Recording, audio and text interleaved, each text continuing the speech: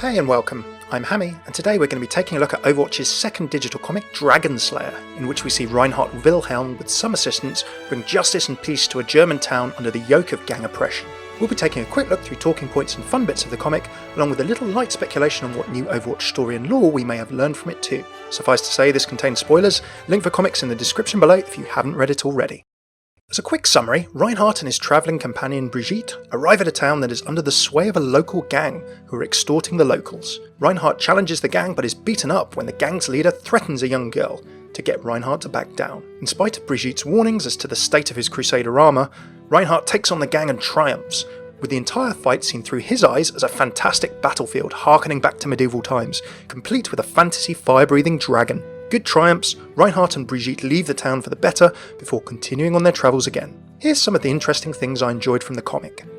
Finally, we find out who Brigitte is. I'd found a voice line in the past referring to Brigitte that then got dropped into the game as an interaction between Mercy and Reinhardt. Hear it here. Reinhardt, I don't approve of you dragging that poor girl around on your adventures. Brigitte has made her choice. I would have her at my side. Now, I'd speculated at that time in the Reinhardt voice lines vid, link below if you want to see more Reinhardt, that she might be his aide or maybe his squire, helping him with his armour in combat. We now actually see Brigitte for the very first time. She's accompanying Reinhardt on his adventures, just as Mercy mentioned. Now, it's interesting to see Brigitte's role and how she works with Reinhardt. For starters, she has local intel and scouts the area, looking for trouble or situations where they might help on the news, almost like a handler. She has skills, she can repair and maintain his armour, and in this panel she's actually using a hammer like Torbjorn's. We wonder if she knew Torbjorn, or if this is perhaps a standard hammer in the Overwatch universe. Torbjorn, of course, used to look after Reinhardt's armour, as we know from his voice lines as well. Now, of course, the Torbjorn part is speculation. We still don't know how Reinhardt met Brigitte and when they may have first teamed up together. In a funny way, Brigitte also looks out for Reinhardt's diet. She doesn't want her van stinking of currywurst again, and she can even do a bit of upgrading on children's toys, as she gives the girl Hammeh armour for her lion, Reinhardt style, at the end of the comic. The second thing I found quite interesting is that we learn a bit more about Reinhardt and Brigitte's current life. Now, Reinhardt is kind of living as a knight-errant, and I really like this because it's kind of a figure of medieval, romance, chivalric kind of literature. The wandering knight type would roam the land in search of adventures to try and prove their chivalric virtues, so doing things like helping those in need, occasionally fighting the odd knightly duel, and similar such things. And here we see Reinhardt and Brigitte wandering around in a van in a kind of travelling lifestyle. However, it's certainly tough times in the part of Germany that they're in. We're assuming that they're in Germany, as Reinhardt is referring to currywurst a heck of a lot. Interestingly, Reinhardt and Brigitte are clearly not very well off. They can only afford the essentials and they're low on fuel, as we see in these panels. Additionally, Reinhardt's Crusader armour is also in very bad condition. Without the support of Overwatch, which is of course probably disbanded at this time, they need parts to repair it, and they also need supplies. Brigitte doesn't actually think it can even withstand another battle, as she says to Reinhardt later in the comic. In addition to this, the area in which they're in is not in a good way. There are armed raiders in the region, scavenging towns, in a seeming breakdown of law and order, and apparently inept local authorities who are underfunded can do nothing to stop them. We see them here clearly threatening the mayor of the town, with no consequences whatsoever. Thirdly, we get a little bit more insight into Reinhardt's character. Now, the first thing, okay, this isn't about his character, but we know that Reinhardt's a big guy.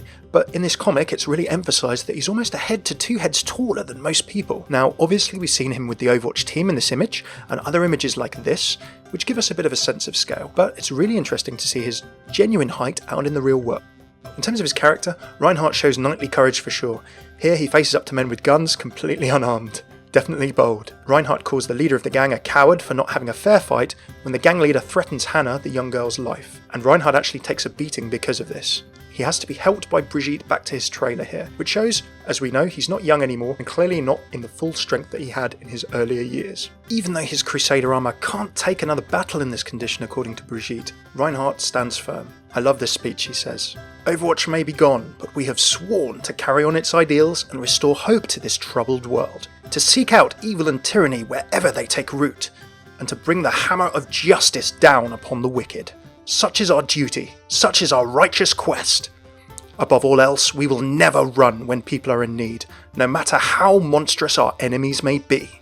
Reinhardt then walks on in and throws down a challenge like a knight of old, standing as a champion for the innocence of this land, and yelling, "Face me now in honourable combat." What a guy.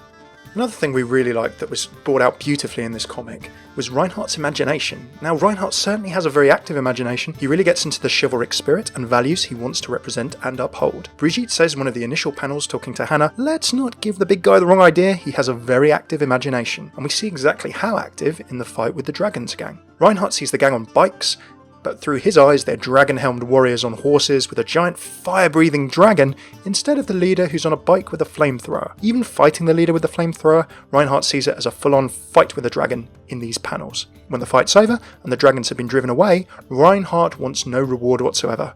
To see justice done is its own reward. That and a child's smile. Big soft guy that he is. Thanks very much for tuning in to this analysis of Overwatch's Reinhardt digital comic. I really enjoyed it. It didn't give us much that was massively new apart from confirming Brigitte, but it did give us some really nice side story and background into the characters of Reinhardt and a little part of the world of Overwatch, which is really, really cool, and which is what these comics have been doing a brilliant job of. If you like this video, please hit that like button below, subscribe, and comment with what Overwatch map, world, or character story you'd like to see covered next. My regular series of Overwatch hero interactions and voice lines, Easter eggs and map lore, and commentated push-play gameplay vids and tips are on this channel too. Links are here. We're trying to release at least a video a day for the next couple of weeks through launch. Until next time, I've been Hammeh.